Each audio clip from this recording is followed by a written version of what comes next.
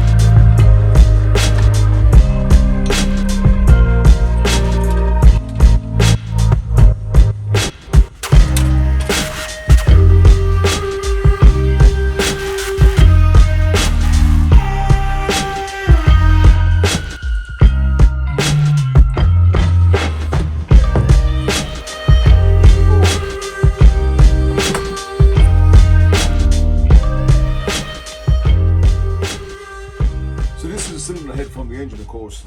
Now I have rebuilt this already, like I said. I've pressed out the old valve guides, pressed in new valve guides. I think the exhaust was 10 mil. The exhaust is 10 mil and the intake was 9 mil. So pressed in the new valve guides, reamed them to exact spec clearance and that. All the valve seats have reground as well. So I'll just flip this over and you can see.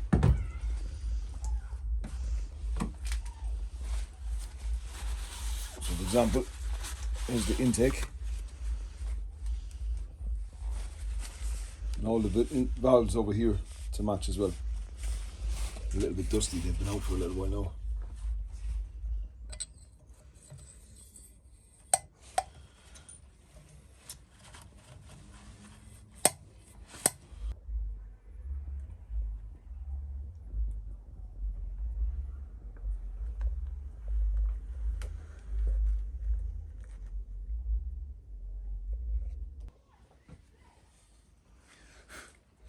So one of the things I have to do with these springs is test them to make sure that they're still within spec, as in that they haven't been softened over the years of use.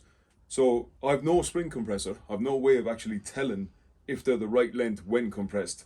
So I've had to set up the wife's scale here, don't tell her. And I have to compress these to the spec that's in the manual. So the first load is 300 Newton, as we see there, that's 30 kg.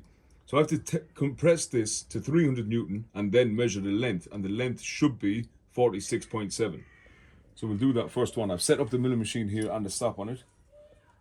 So we'll just turn on the scales, let it 0. And can you see those numbers down there? Okay, so you see our first spec down there, our first measurement? That's 33 kg, so I can release that a little bit.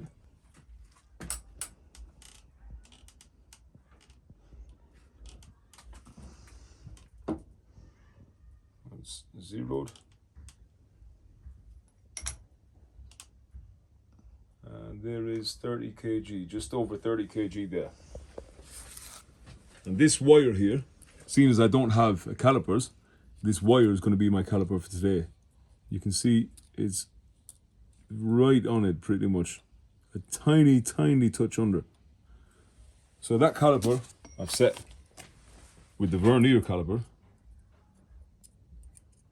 So that is exact spec there, 46.7. So now we're at 300 Newton. Our spring is still the correct length. So now I have to compress this to 590 kilonewton, give or take. There's a bit of tolerance on the manual there. And again, I've set the depth on the milling machine because I've done all the other springs. So I'm just going to release the scale, let it 0 again.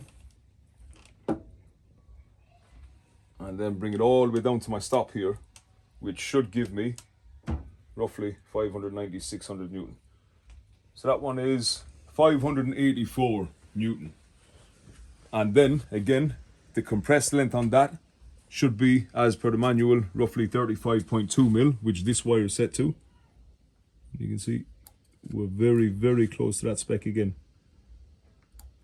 So the manual has a bit of a tolerance on that. It states 590 Newton minus 20, so that can go all the way down to 570 Newton, and then all the way up to 630 Newton. So all these other springs are pretty much on the money. Now, when I dismantled this head, there were spacers underneath these springs. And I like that for the fact that it protects the seat, the spring seat in the head, rather than putting this direct onto the cast iron in the head. It is good to have the spacer underneath it, because then if I ever rebuild the head, I can knock out the spacers and put in new ones. But they're very hard to find for this for some reason. I can't manage to locate any. So that's one of the reasons I wanted to test these springs, and just make sure they're within spec. So they're all within spec without spacers, which is a good thing. So I don't need spacers now.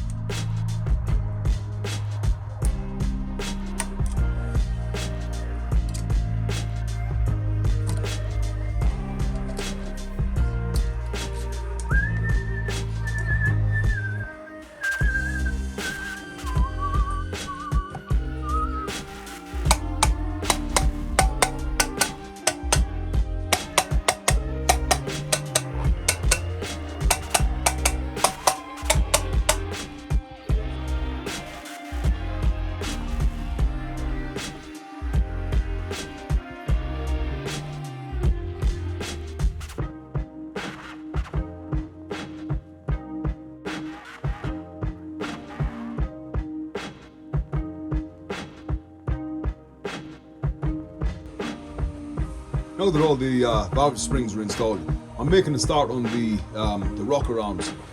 Now, these rocker arms were, quite badly worn, and I reground all of these.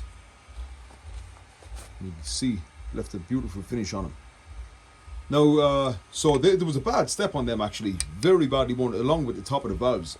So they're all done up nicely. There are a few things that were wrong with this. This, for example, this connects, so this whole shaft here over the top is split in two pieces, in two halves.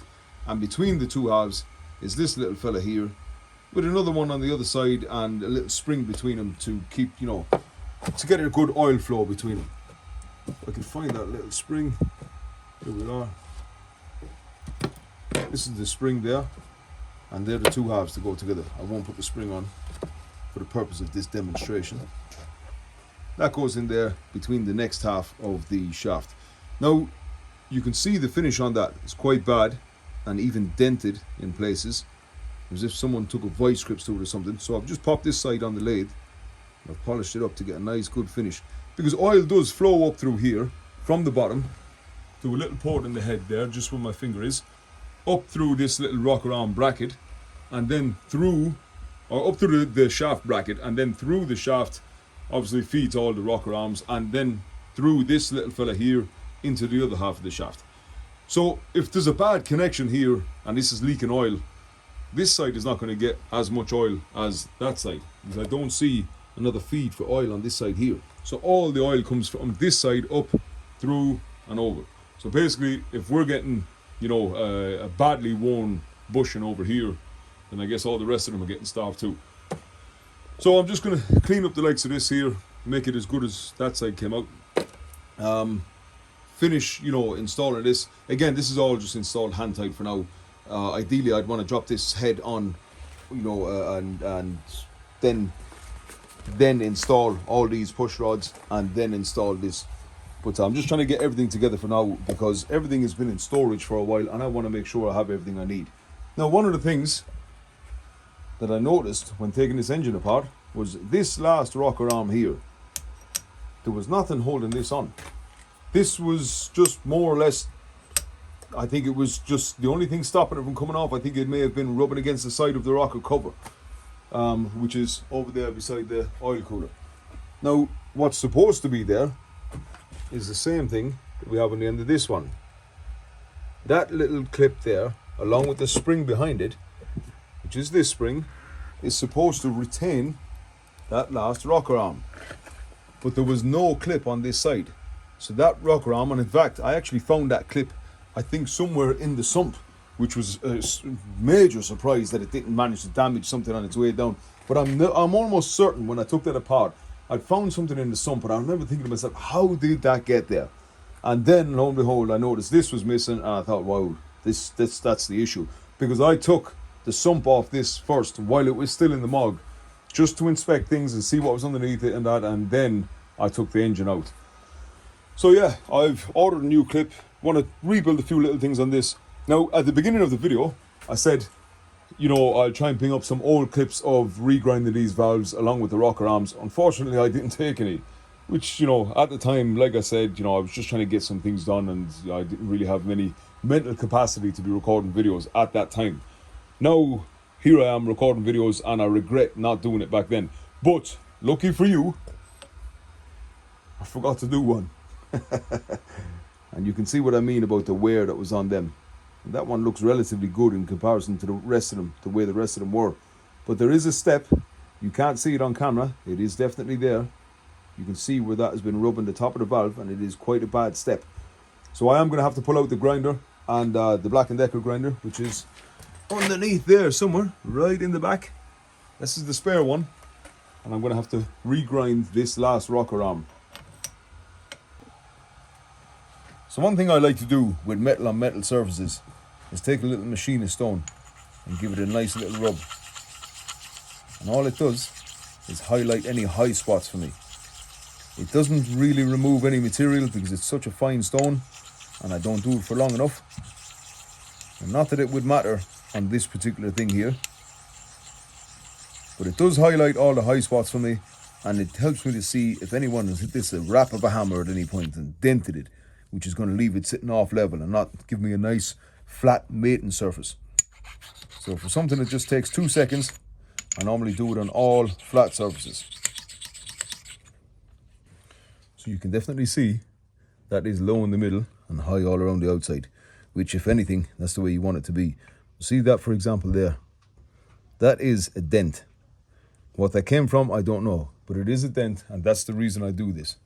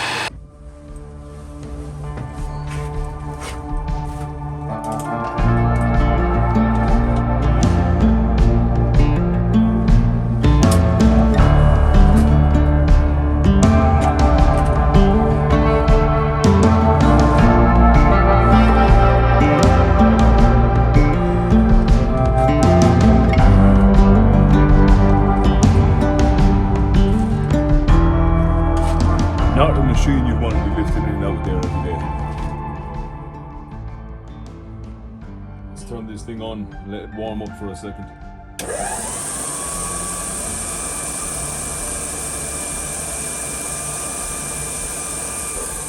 I always let that spindle run before I start grinding on it. It is a precision spindle, and as it's running you can hear it building up speed and getting faster and faster and faster until it's basically warmed up and the oil is flowing around the bushings inside.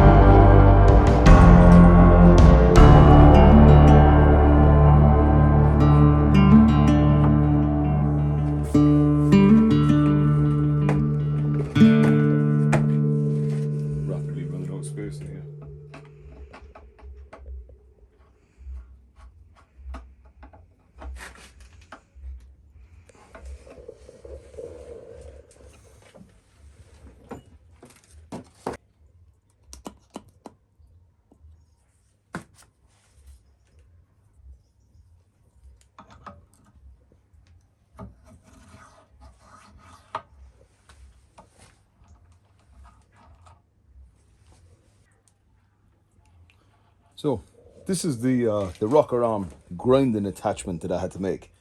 So this attachment, a lot of people will see on these grinders. Even this is hard to come by. This is for grinding the end of valves and, you know, just putting chamfers on the end of them and all. It's a very, you can see, a micrometer valve stem, tappet and rocker arm grinding attachment. But this piece right here, this is the bit that's very hard to find. They don't come up often when you see these machines for sale. So I had to make this one. And lo and behold, I seen one for sale on eBay the other day, so I bought it. Now I have a spare.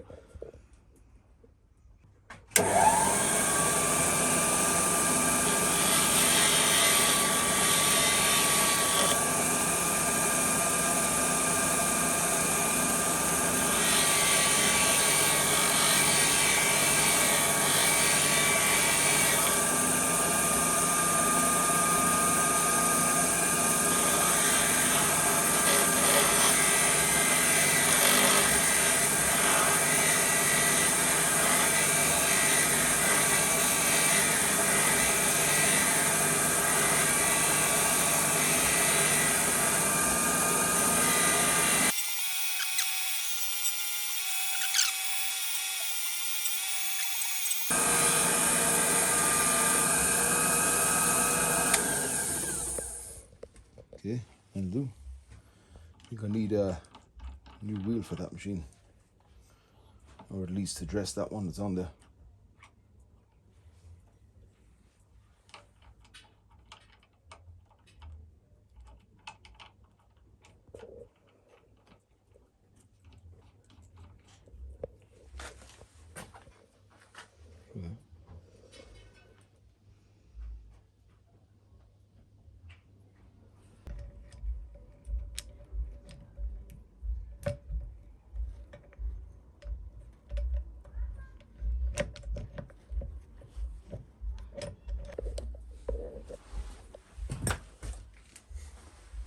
If you're watching this because you're building one of these engines, be careful. These rocker arms, they are all very slightly different. And you might find, you know, when you put them back together, if you've mixed them up, your rocker arm might be slightly over and just catching, you know, the valves catching the edge of the arm instead of right bang on the center. So play around with them a little bit and you'll find the right match. One thing I have noticed is there's a little dot on them, and that dot seems to be on the left hand side every time, looking from the exhaust side of the head. So I obviously did mix these up, and or maybe perhaps they were mixed up. I didn't think I did, but perhaps they were mixed up when they came off. But I thought I took this off and kept them together and put them back on the shaft. But either way, they were wrong, and now they're right.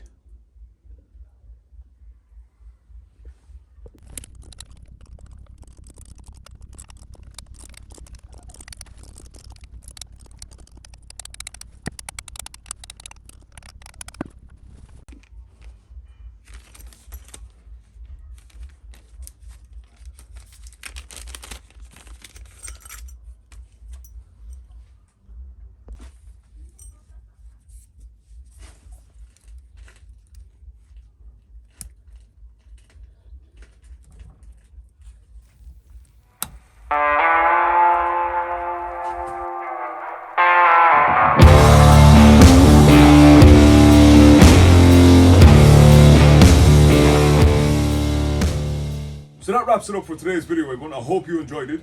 Now I'd love to install that head on this engine, but I'm still waiting for that set of missing rings for that one piston. Now I have ordered 2 new sets of rings because they are very hard to find in a 98mm size, and I'm also waiting on a set of rings to come from the original supplier of all the parts for this engine. So in the next video, we'll be looking to install that head along with the missing rings and the final assembly of the engine. Hopefully, we'll be at a point of starting this engine soon. I do want to run it while it's on the stand first before I go and put it back in that mug, because it's not the easiest thing to get out if I have any issues.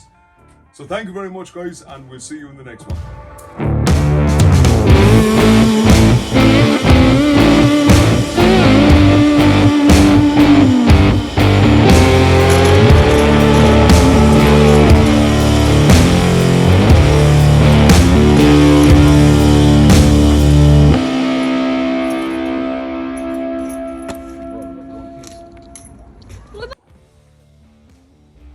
Are you just gonna talk or? Okay. Okay, to be honest, that had me going there for a minute.